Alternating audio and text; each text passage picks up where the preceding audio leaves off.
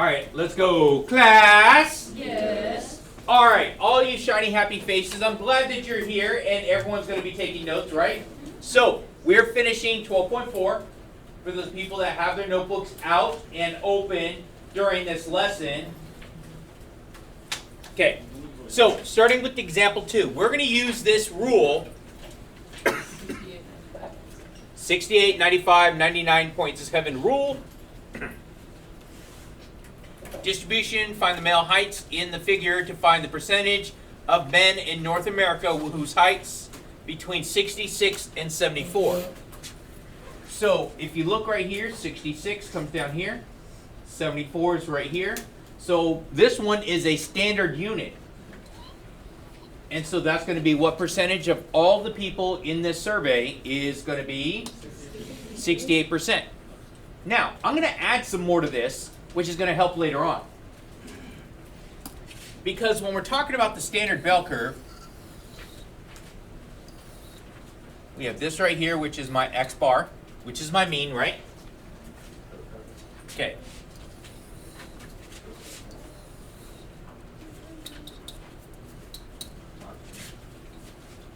All right, so pay close attention. This is just like what we had. So we know in between these two is what percentage? 68, right? But in between each bar, I want to find out each one now.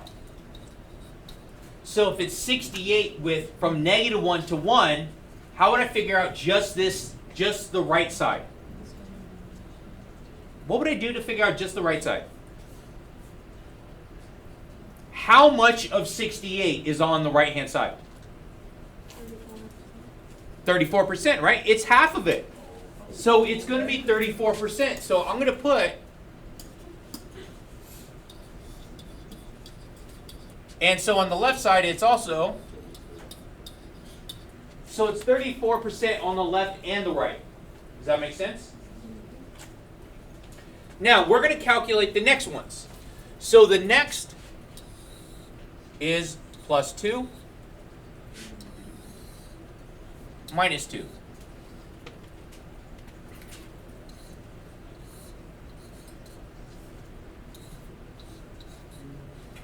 So in between there and there is 95. And that's standard, right? So that's standard. So now let's try and figure out if we know in between, in the middle is 68, right? And the whole thing from the blues is 95. I would just do 95 minus 68, right? And then divide by 2. And that's going to give me, this is 13.5% on either thing. Does that make sense? Yes? No? No? Who's shaking their head? No? It doesn't make sense. Okay, tell me why. Just because if it's like 34%, which means 68 and 60. Okay, I got 34%. That's 68, right? Right. Okay, good. And the next to the blue bars was how much? 95. That's 95. So I took 95, I subtracted 68, which is all this in the middle, right? Oh. I thought you were the mean. So now if I add all these numbers up right here, it all has to add up to 95. That's what I'm doing. I'm just trying to figure out what percentage is in between each. Because sometimes, instead of actually just giving you one of my standard ones here, I might just ask, okay, from the mean plus 2, what percent is from the mean plus 2?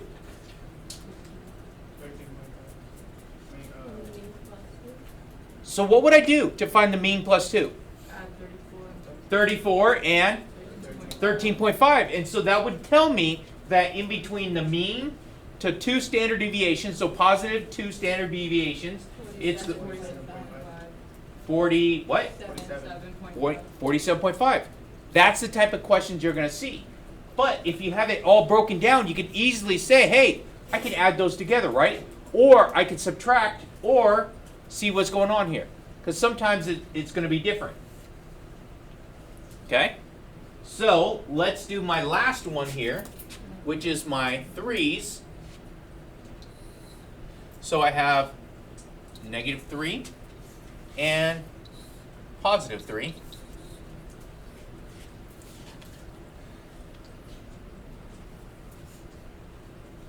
So -3, +3, and I know that percentage has to be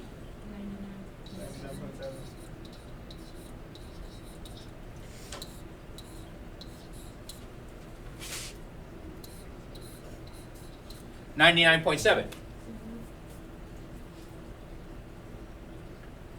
Right? So, to figure out my percentages on each side, I would take my 99.7, subtract the 95, which I get 5.4, or I'm sorry, 5.7, right? No, 4.7. I don't know why. I suck at this. I don't know. Who put me in charge of math? That sucks. All right.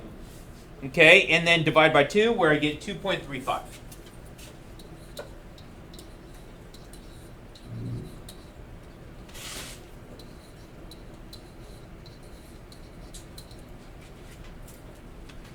I know you guys are all filling this in right now because this is going to be key to answering a lot of questions you're going to have.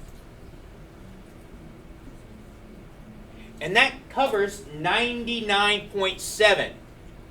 And my last, which would refer to my outliers, which would be my -4 and my +4, which is as far out as I go. So how much percent is left over? 0.3, right? 0.3 and divided by 2 to cover both sides. 0.15. So I get 0.15% on either side.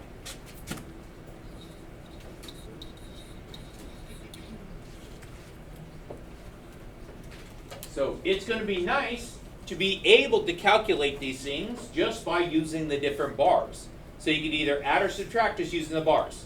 You don't have to use the calculator every time because these are all standard. No matter what we're dealing with, if we're dealing with standard deviations, then this is the percentages we're going to have.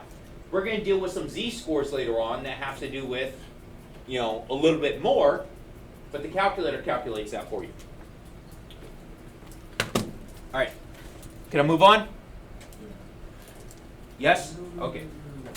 I heard something.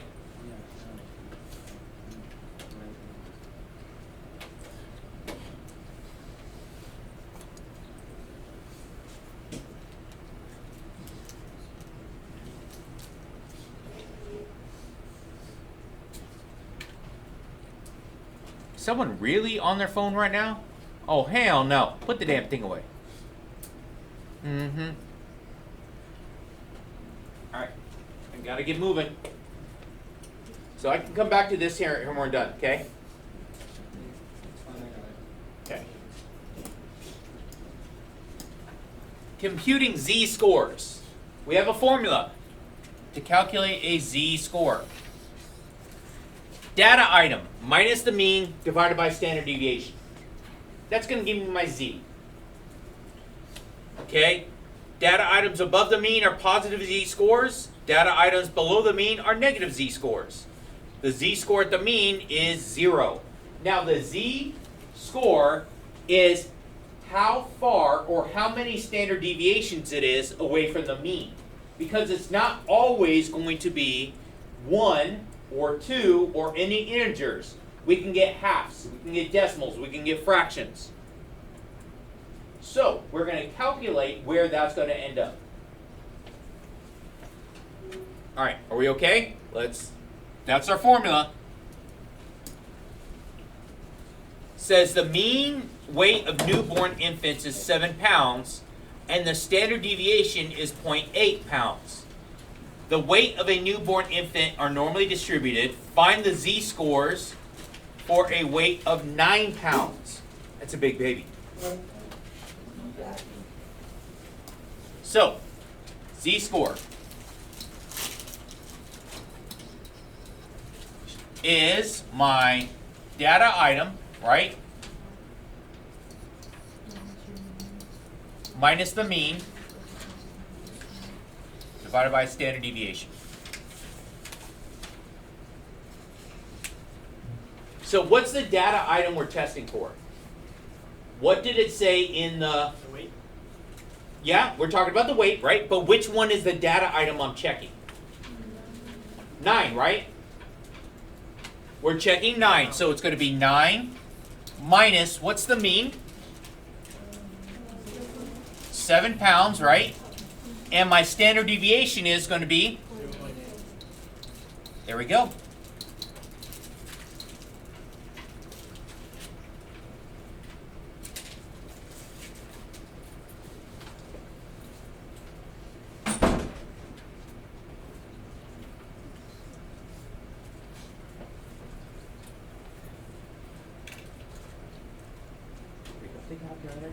Calculator. Very good.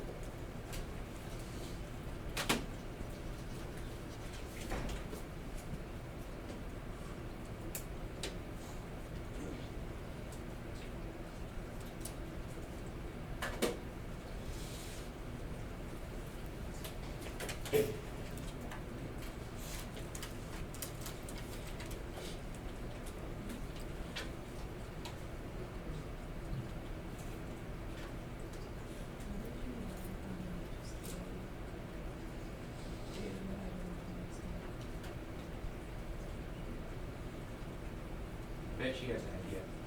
I couldn't hear a single thing you said. What did you say? I said, what'd you write under G for the Sigma, lowercase sigma. Oh, it's just the Symbol it's the for- size that they added. Okay.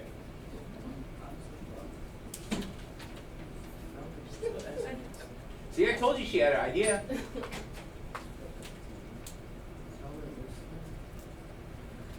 I did pretty good on my AP stats exam.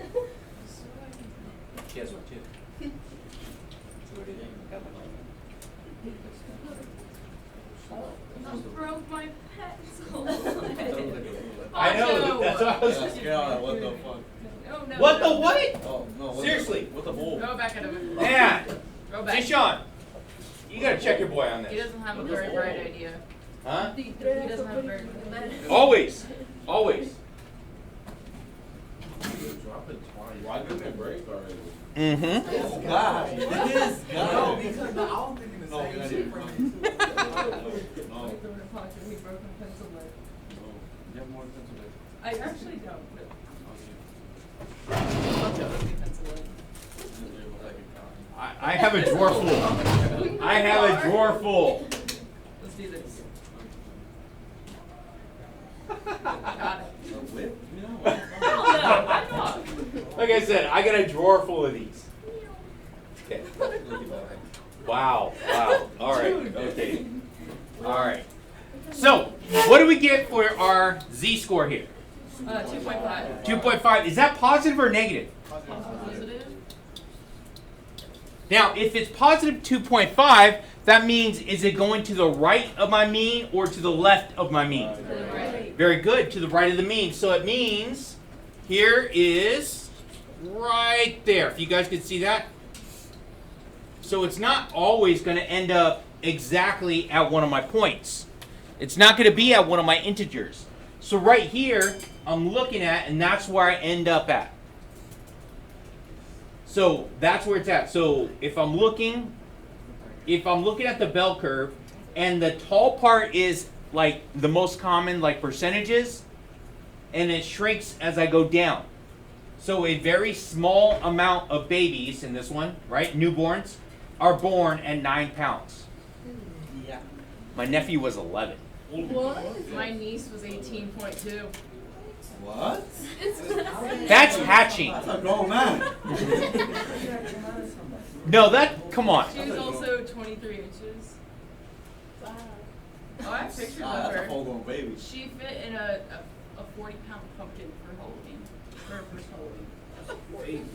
That was She the ate the smallest- 40-pound pumpkin. No, she was actually eating it. Anyway, but still. Okay, yeah. Wait, so she's gonna be a giant then, right? Her dad is 6'5". Okay. Anyway, Dude's a giant. make sense? Yep. Okay, so let's keep going. Alright, so intelligent quotients, IQ, on the Stanford Binet intelligent tests are normally distributed with a mean of 100, standard deviation of 16. What is the IQ corresponding to a z-score of negative 1.5? First, let's start off by setting it up. My mean is what? 100. The mean is 100, right? So mean of 100. So I'm going to start right here. So x bar, so that's 100. Now, I want to try and figure out. So my standard deviation is 16, right? So I'm going to move to the left or to the right. Right. Oh. Oh, to the left. Why left? Because Very good. Very good. So now to actually figure this out, I'm going to make this a whole lot easier. So what I'm going to do is I'm going to do this. So to figure out my z for this, so to figure out the z, I'm going to take my standard deviation and I'm going to times it by my negative 1.5, right? Yeah. There you go. So I'm going to take it, I'm going to multiply those together, and that's going to tell me where this is going to end up at. Because this is where I'm ending at with my z-score. I want to know where I'm going to show up. I know it's somewhere at the left, right? So z is going to be standard deviation of 16 times negative 1.5. Negative 24. Z is negative 24. Now, what am I going to do with that negative 24?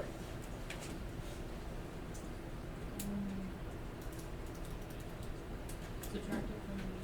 I'm going to take it away from 100, right? So the 24 I'm going to take away from 100. Or I could say I'm going to combine it or add it because it's already a negative, right? So I am going over negative 1.5. So that's going to put me over at, what's that, 76? 76. So we have an IQ of 76 in this case. Does that make sense or is that nonsense? That makes sense. All right, anyone else zoning out? Dougie? You all right? You sure? Okay, did you write that one down? Okay, get that now before we almost done. No, back off my car, woman.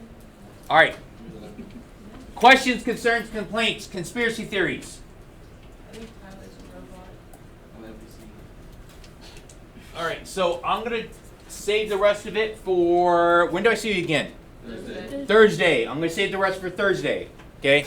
So, make sure you guys like, share, and subscribe. Hit that notification button. And YouTube channel